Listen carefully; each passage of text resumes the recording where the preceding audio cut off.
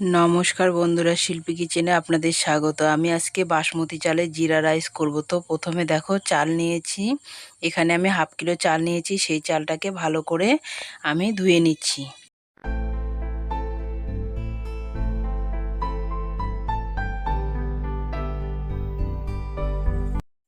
আমি এইভাবে 3-4 বার করে ভালো করে আমি চালটাকে ধুয়ে পরিষ্কার করে নেব।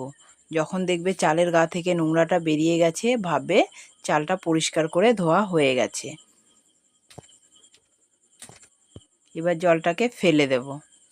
ফেলে দেওয়ার পরে দেখো আমার চালটা অনেকটা জলটা পরিষ্কার হয়ে গেছে। এবার আমি 1 ঘন্টার জন্য ঢেকে রাখবো।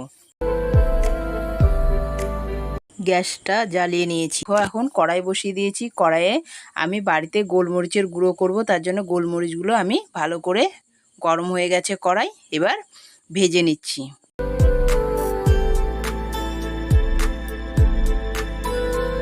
আমার গোলমরিচগুলো ভাজা হয়ে গেছে, আমি একটা বাটিতে তুলে নিচ্ছি।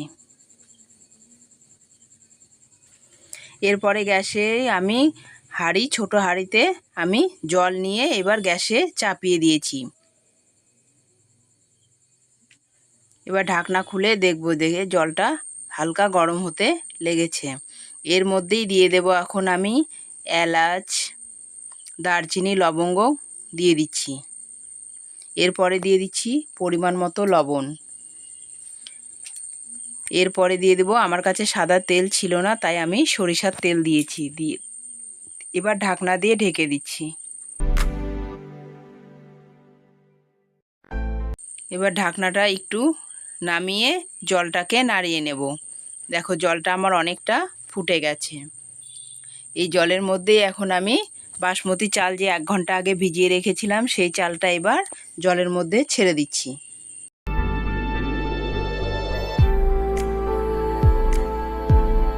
দিয়ে এবার ভালো করে নাড়িয়ে চাড়িয়ে ঢেকে দেব।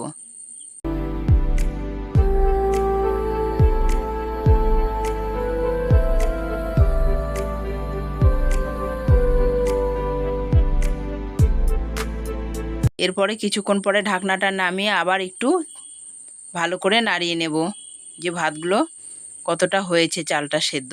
দেখো আমার অনেকটা চাল সেদ্ধ হয়ে গেছে। এবার আমি নাড়িয়ে চাড়িয়ে নিচ্ছি। নাড়িয়ে চাড়িয়ে এইভাবে নিতে নিতে অনেকটা মার মোটা হয়ে যাচ্ছে। যখন ভাববে ভাতের মারটা মোটা হয়ে গেছে তখন ভাববে আমার ভাতটা কমপ্লিট হয়ে গেছে। দেখো মোটা মার বেরিয়ে গেছে। এবার আমি ভাতটাকে টিপে দেখব কতটা সেদ্ধ হয়েছে। ভাতটা আমার অনেকটা সেদ্ধ হয়ে গেছে। এবার আমি মারটাকে গালিয়ে নেব। মারটা গালিয়ে নিয়েছি। দেখো ভাতটা আমার কতটা ঝরঝরে হয়েছে, ঝরঝরে করে নিয়েছি। এরপরে গ্যাসে কড়াই তুলে দিয়েছি। কড়াইয়ের মধ্যে দেখো আমি ঘি দিয়েছি। ঘি দিয়ে আমি জিরা রাইসটা করব। তোমরা চাইলে ঘি সাদা তেল দিয়েও করতে পারো।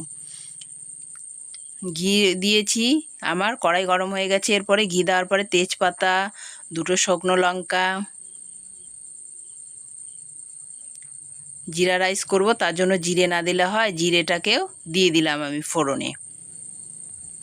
এবার জিরে ফোড়ন দিয়ে আমি যে ভাতটা বাসমতি চালের করে রেখেছিলাম সেই ভাতটা এখন আমি দিয়ে দিচ্ছি।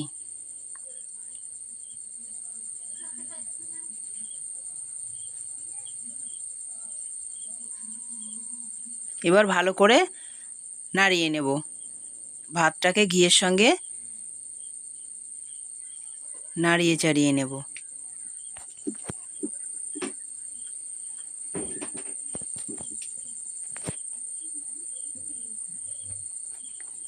আমি ভাতটাকে নাড়িয়ে চাড়িয়ে নেওয়ার পরে আবার একটু ঘি দিয়ে দিচ্ছি।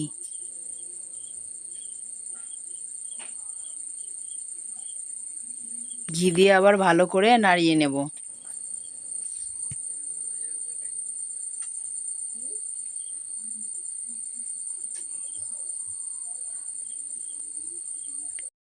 এবার স্বাদ মতো আমি চিনি দিয়ে দিচ্ছি। স্বাদটাকে ব্যালেন্স করার জন্য চিনি দিয়ে দিচ্ছি একটু। জিরা রাইস একটু চিনি না দিলে ভালো লাগে না। একটু জলের ছিটা দিয়ে আমি নাড়িয়ে চাড়িয়ে ঢাকনা দিয়ে ঢেকে দেব। তাহলে পুরোপুরি সেদ্ধ হয়ে যাবে, ভাতটা আমার কমপ্লিট হবে।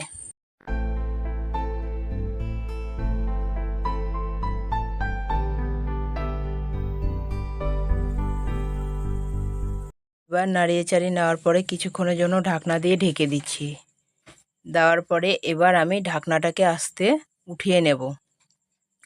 নেওয়ার পরে এবার কিছুক্ষণ পর আমি খুন্তি দিয়ে ভালো করে নাড়িয়ে চাড়িয়ে নেব। কি সুন্দর কালার এসেছে দেখো বন্ধুরা।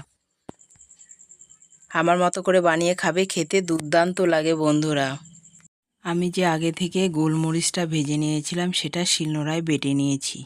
নিয়ে এবার দেখো সেই গোলমরিচের গুঁড়োটা এবার জিরা রাইসের মধ্যে দিয়ে দিচ্ছি।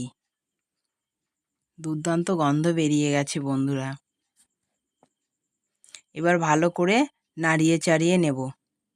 মাটন কষা দিয়ে জিরা রাইস খেতে কে কে ভালোবাসো কমেন্টে জানিও তো বন্ধুরা।